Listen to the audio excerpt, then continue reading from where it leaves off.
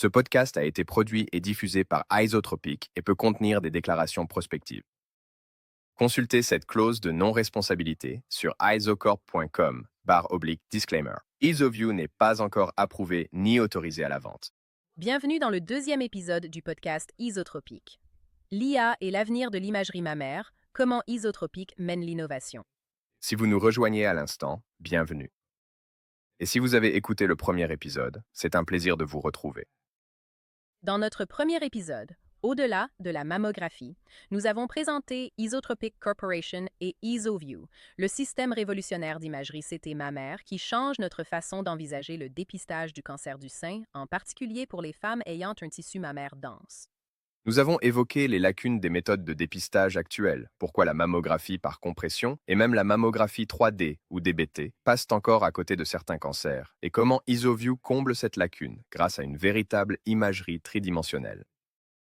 Aucune compression, seulement 10 secondes, et une clarté remarquable. Aujourd'hui, nous allons approfondir cette conversation, car EasoView ne se limite pas à un meilleur matériel, il s'agit d'une imagerie plus intelligente. Et une partie de cette intelligence provient de l'intelligence artificielle. C'est exact.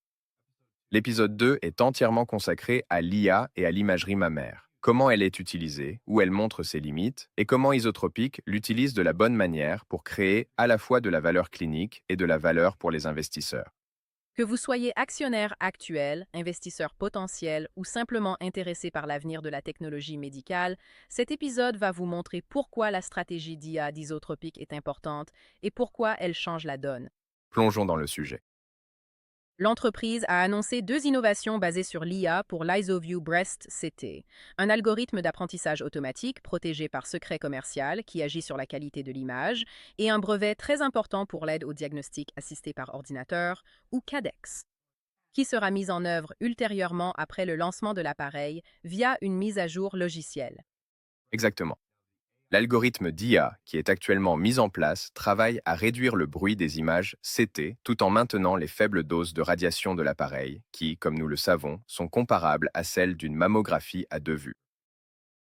Tout est une question d'équilibre entre la clarté et la sécurité. C'est une avancée majeure car elle n'est pas limitée par les autres méthodes existantes qui rendent la réduction du bruit irréaliste dans un contexte clinique réel. Oui, et ce n'est pas n'importe quelle IA. Elle a été entraînée sur 15 ans de données spécialisées en tomodensitométrie mammaire. Cela signifie qu'elle est entièrement adaptée à ce type d'imagerie, et non un modèle généraliste réutilisé. Exactement. Et Isotropic la protège comme un secret commercial, plutôt que par un brevet, comme on l'a vu pour d'autres innovations basées sur IsoView, ce qui leur offre une protection à long terme. Il serait vraiment difficile et coûteux pour une autre entreprise de reproduire ce niveau d'entraînement spécifique au domaine. Exactement, exactement. Mais pour comprendre pourquoi l'IA Days of View est une innovation dans son fonctionnement, il faut d'abord comprendre ce qu'est le bruit d'image en tomodensitométrie, CT. Et ensuite, il faut regarder les autres méthodes d'IA qui l'ont précédée. Toute imagerie CT, y compris la CT mammaire, présente naturellement un certain bruit d'image, souvent perçu comme une texture granuleuse dans les images reconstruites. Lorsque la dose de rayonnement est réduite, comme les systèmes CT sont conçus pour le faire afin d'assurer la sécurité des patients, ce bruit a tendance à être plus visible, ce qui souligne le compromis inhérent entre la qualité d'image et l'exposition aux radiations.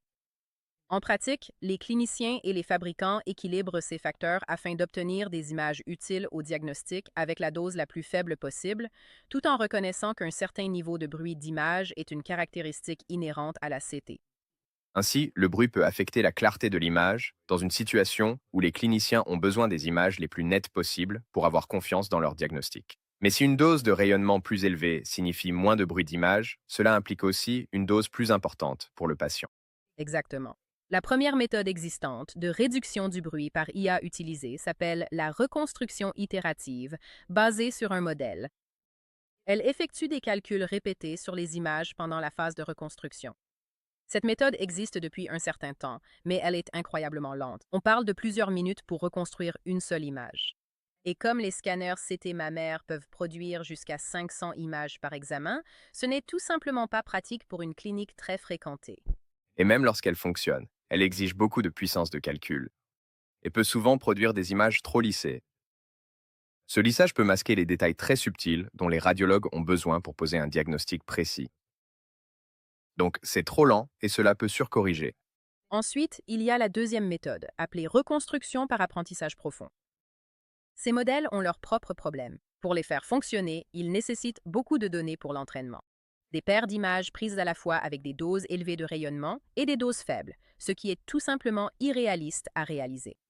Et cela pourrait ne pas être éthique pour le patient en augmentant son exposition aux radiations.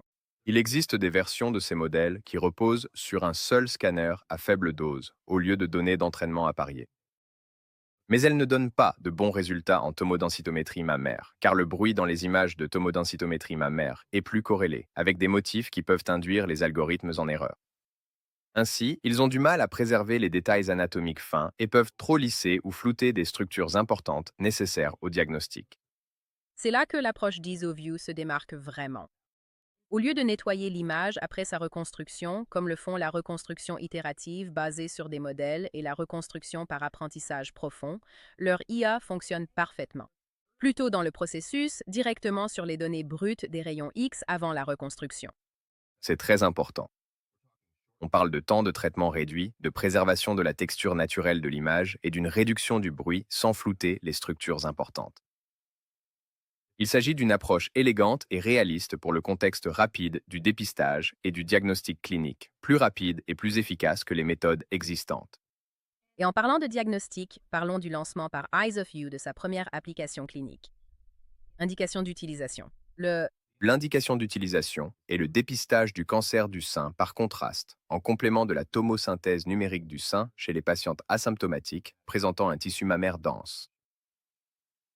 Environ 50% des femmes ont des seins denses, un groupe qui a souvent besoin d'imagerie plus détaillée car la compression mammographique peut être moins efficace pour elles. C'est un groupe cible clé. Le tissu mammaire dense peut masquer les tumeurs sur les images basées sur la compression. Avoir une véritable option d'imagerie 3D comme celle-ci, qui utilise un scanner CT à faible dose avec une optimisation d'image révolutionnaire par IA, représente une réelle avancée. Et il y a un autre avantage stratégique ici, la propriété intellectuelle. Isotropic a développé IsoView, le modèle commercial de scanner CT mammaire, avec les droits exclusifs mondiaux sur la technologie de CT mammaire accordée par les regents de l'Université de Californie. C'est là que la technologie elle-même a été créée. Vous pouvez en lire davantage à ce sujet sur le site web de l'entreprise. Cette licence inclut le seul brevet américain pour le diagnostic assisté par ordinateur, spécifiquement pour la tomodensitométrie mammaire. Analysons cela plus en détail. KDX est un logiciel qui aide les radiologues à interpréter les images en les analysant et en estimant la probabilité qu'une anomalie soit maligne. C'est comme avoir une seconde paire d'yeux alimentée par l'IA qui examine le scanner. Exactement. Et KDX a été développé pour la mammographie, la tomosynthèse mammaire, DBT et l'échographie. Mais Isotropic détient désormais les droits exclusifs sur cette technologie pour la tomodensitométrie mammaire. C'est un marché unique. Et il est important de préciser que ce n'est pas quelque chose qui sera lancé immédiatement avec IsoView. Le plan est d'intégrer KTX comme une fonctionnalité post-commercialisation, disponible sous forme de mise à niveau logiciel une fois que l'appareil est déjà utilisé en clinique. C'est une stratégie intelligente d'un point de vue commercial. Vous mettez d'abord l'appareil sur le marché, vous établissez son adoption clinique, puis vous proposez KTX comme une mise à niveau. Les premiers utilisateurs pourraient même l'obtenir comme incitation.